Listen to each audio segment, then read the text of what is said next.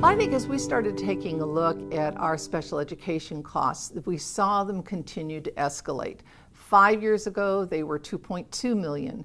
In this particular fiscal year, we're looking at 4.3. There has to be a way that we can provide the services for our students and still be cost effective and make sure that we aren't impacting what goes on in the general education classrooms. So we requested SI&A to come take a look at what we were doing, how we were doing it, and if there were any ways that we might be able to improve practices, be more efficient in the delivery of services, and how we were processing all of the different angles that we're working with all of our special education youngsters.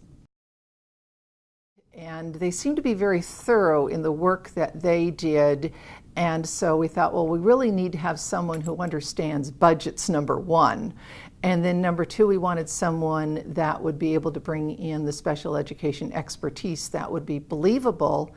And to have that outside awareness, having that objective third party come in and helping us to look at our data and interview the different entities and the different representatives across the board made a significant difference. And our principals were very candid, our speech and language people were very candid, and so the data we got back and we analyzed gave us a whole lot of information and a starting point with which to decide what our next steps would be.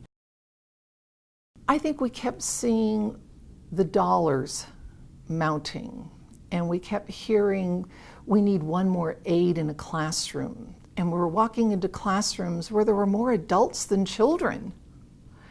And so we needed to find a way to surface all of those concerns and challenges to say, are we really doing what's best? And then how do we educate parents? We're using the severity scales so that a child who's identified at Sky Blue Mesa School would be identified in the same way at Bridgeport Elementary would be identified the same way at Highlands. So seen this year pulling more of our special education people into the general education realm in terms of their professional development, that it just isn't special ed. We're all in this together and it has to work as a team. We didn't have some consistent practices, and resolving that consistency, I think, has made a huge difference. And as we go forward, those are the things that we continue to have conversations about. We have certainly seen our autism program just explode.